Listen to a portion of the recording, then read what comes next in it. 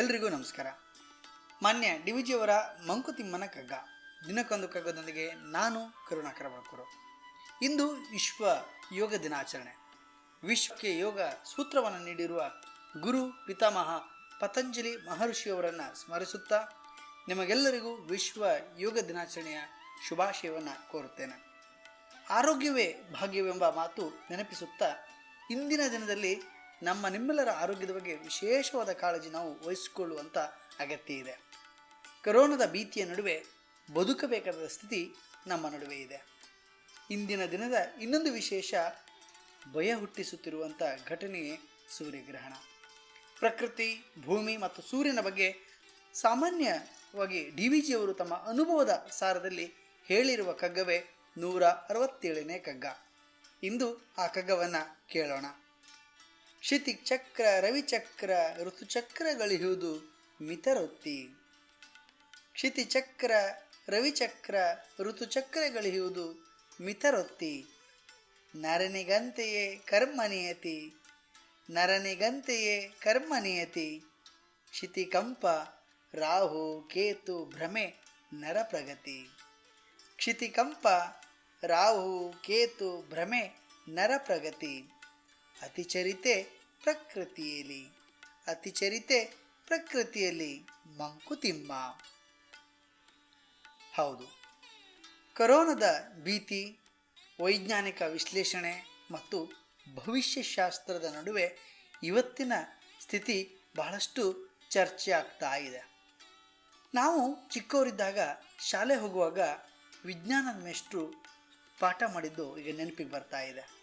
ಕ್ಷಿತಿ ಅಂದರೆ ಭೂಮಿ, ಚಕ್ರ ನಮ್ಮ ಅರಿವಿಗೆ ಬಾರದೇ ಇರುವ ಹಾಗೆ ಪ್ರಕೃತಿಯ ನಡುವೆ ಅದು ತಿರುಗ್ತಾ ಇರ್ತದೆ. ಅದು ಪ್ರಕೃತಿಯ ನಿಯಮ. ಕ್ಷಿತಿ ದೇವರ ನಿಯಮ. ಭೂಮಿಯು ಸೂರ್ಯನ ಸುತ್ತ ತಿರುಗ್ತದೆ. ಸೂರ್ಯನು ಕೋಟಿ ವರುಷಗಳ ಉರುಳಿದರೂ ಕೂಡ ತನ್ನ ನಿಯಮದಲ್ಲಿ ಆತ ಎಂದೂ ಕೂಡ ತಪ್ಪಿದವನಲ್ಲ. ಪ್ರಕೃತಿ ನಿಯಮದಂತೆ, ಋತುಚಕ್ರದಂತೆ ಈ ಕ್ರಿಯೆಗಳು ನಡೀತಾ ಇದ್ದಾವೆ.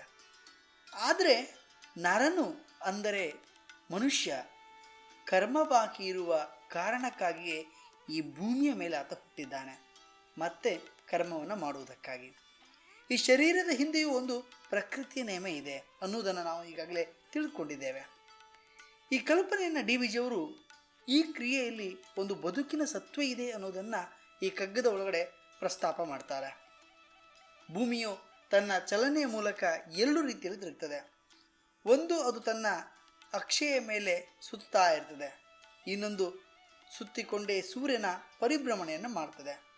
ಈ ಎರಡೂ ಸುತ್ತುವಿಕೆಯಿಂದ ಬದಲಾವಣೆ ಆಗ್ತದೆ. ಅದು ಜಗದ ನಿಯಮ ಕೂಡ ಹೌದು.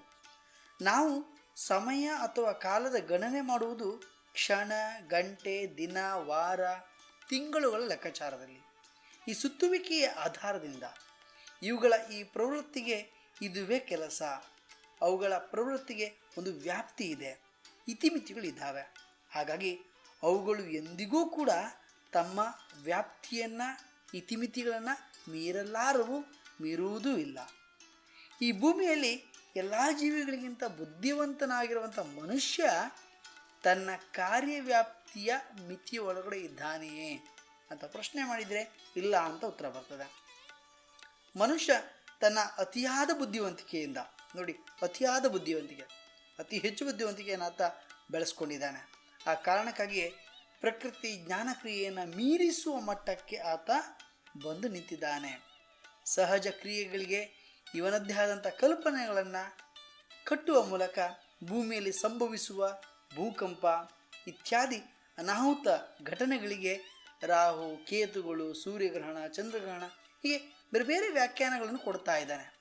ಇದುವೇ ಸತ್ಯ ಎಂದು ಆತ ಸಾಧಿಸುವ ಕ್ರಿಯೆಯೂ ಕೂಡ ಎಲ್ಲೋ ಒಂದು ಕಡೆ ನಡೀತಾ ಇದೆ. ವಿಜ್ಞಾನ, ಪುರಾಣ ಇವುಗಳ ಸಂಘರ್ಷದ ನಡುವೆ ಈ ಮನುಷ್ಯನ ಪ್ರಗತಿ ಕೂಡ ಇಲ್ಲಿದೆ. ದುರಂತವೆಂದರೆ ಅತೀ ಬುದ್ಧಿವಂತರು ಅಥವಾ ಪಾಪದ ಸಾಮಾನ್ಯ ಜನರು ಇದನ್ನೇ ಸತ್ಯ ಅಂತ ಅಂತಾರೆ. ಸಹಜತೆಯನ್ನು ಮರೆತಿರುವಂಥ ಮನುಷ್ಯ ಅಸಹಜತೆಯಿಂದ ಬದುಕುತ್ತಾ ಅದನ್ನೇ ಸತ್ಯವೆಂದು ಸಾಬೀತುಪಡಿಸುವ ಪರಿಯನ್ನು ಇಲ್ಲಿ ನಾವು ಸೂಕ್ಷ್ಮವಾಗಿ ಗಮನಿಸಬೇಕಾಗ್ತದೆ. ಪ್ರಕೃತಿ ಸಹಜತೆಗೆ ವಿರುದ್ಧವಾಗಿ ನಡೆದಾಗ ಕೊರೋನಾದಂತಹ ಹೆಮ್ಮಾರಿ ರೋಗಗಳು ಕೂಡ ಇಲ್ಲಿ ಆವರಿಸ್ಕೊಳ್ತವೆ, ಸಮಸ್ಯೆಗಳಾಗಿ ನಮಗೆ ಉದ್ಭವ ಆಗ್ತವೆ.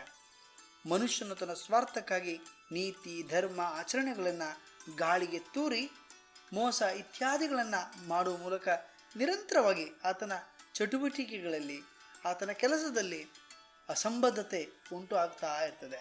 ನಮ್ಮ ಜಗತ್ತು ಸುಧಾರಣೆ ಆಗಬೇಕಾದ್ರೆ ಮನುಷ್ಯ ತನ್ನ ಕರ್ಮಾದಿಗಳನ್ನು ನೀತಿಗಳನ್ನು ತತ್ವಗಳನ್ನು ಆತ ಸಮರ್ಪಕವಾಗಿ ಬದಲಾವಣೆಯನ್ನು ಮಾಡಿಕೊಳ್ಬೇಕಾಗ್ತದೆ.